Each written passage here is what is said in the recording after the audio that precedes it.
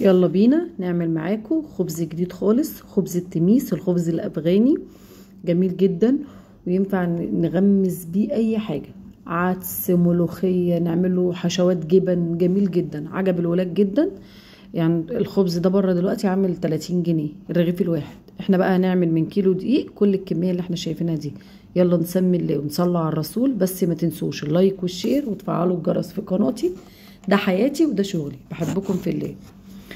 اول حاجه معانا العجان بتاعنا او نعجن على ايدينا. معانا كيلو من الدقيق، هننزل عليه بمعلقتين كبار لبن بودره ورشه من الملح ومعلقه صغيره بيكنج باودر، وهننزل عليه ب3 معالق كبار من السمنه البلدي. هنبس السمنه بالدقيق الاول وهنجهز الخميره بتاعتنا.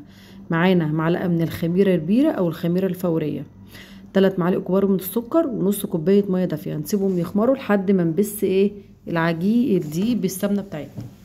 اول ما خلصنا بس كده، احنا كنا مجهزينها من قبلها الخميره.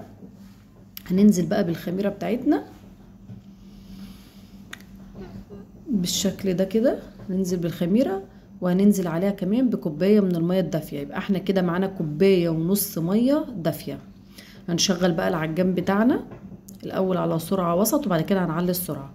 استخدمنا كمان ربع كوبايه ميه عشان العجينه لسه الدقيق لسه، وهنستخدم كمان ربع. اول ما العجينه تلم معانا هتبقى بالشكل ده بتمط كده، جميله جدا كده. احنا استخدمنا كوبايتين من الميه. شايفين العجينه بتمط ازاي؟ ما شاء الله، اللهم بارك.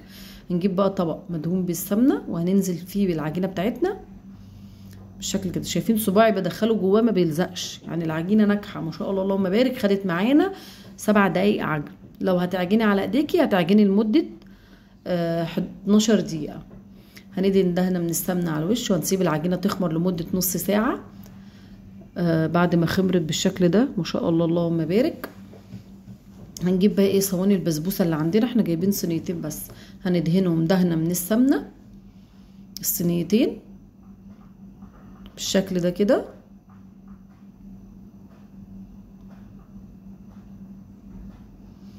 هناخد بقى من العجينة حتة عجينة قد البرتقانية، قد البرتقانية الكبيرة، هنقسمها على الصينيتين.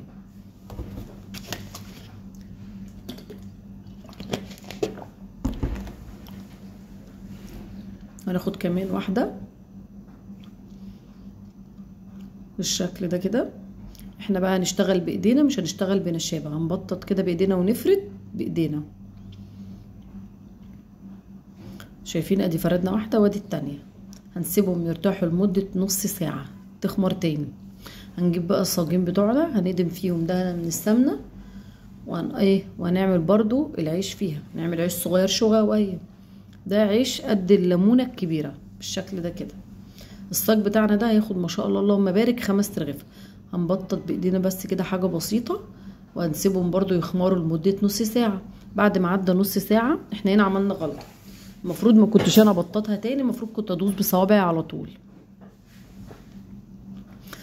المفروض بعد ما خمرت ندوس بصوابعنا زي ما احنا شايفين كده، بس هو الرغيف مبص الحمد لله نجح. هنعمل بقى الصاجين التانيين. بصوا بنبطط تبطيطه بسيطه كده، مش هنعمل بصوابعنا، هتاخدوا بالكم في الفيديو ده مش هنعمل بصوابعنا بقى غير عند الدخول. هنا برضو بنبطط الصاج الاخير ده كمان بايدينا. هندهن بقى من على الوش لبن كده. جايبين 3 معالق كبار من اللبن بس ندهن بيهم من على الوش العيش بتاعنا. هنسقيها كده باللبن زي ما احنا شايفين. هنزينها بقى من فوق، الشكل اللي من فوق سمسم او حبة البركة، اللي مش حابب براحته، بس هما بيعملوها كده الوصفة دي كده بالظبط. هندخلهم بقى الفرن على درجة حرارة 180 الرف التحتاني الاول. اول ما تحس ناخد بالنا ان هي لونت من تحت هنشغل الشواية من فوق تاخد الوش. هنسقي الرغيف التاني نفس الشكل عشان ندخله هو التاني الفرن. ودي بقى رودينا كانت بتساعدني برضو بتشكل معايا العيش من فوق. هندخل برضو. بصوا هنعمل بقى اخر حاجة، احنا دخلنا الصاجين التانيين واستووا. اول ما بيطلع من الفرن لا اما بتدهنيه دهنة من السمنة من فوق، لا اما بترشيه رشة من المية. انا دهنت دهنة من السمنة ادت طعم تحفة. ادي العيش بصوا خلص معانا بالشكل ده. شايفين شكله عامل ازاي؟ ما شاء الله اللهم بارك، جميل جدا ما شاء الله. شايفين العيش معانا تحفة، يعني بصي تقدري تحشي اي حاجه وبيتفتح من جوه بكل سهوله. ما تنسوش بقى اللايك والشير وتفعلوا الجرس في قناتي. ده حياتي وده شغلي، بحبكم في الله وبألف هنا وشفا. واللي بيتابعني يقول لي بيتابعني من أي بلد.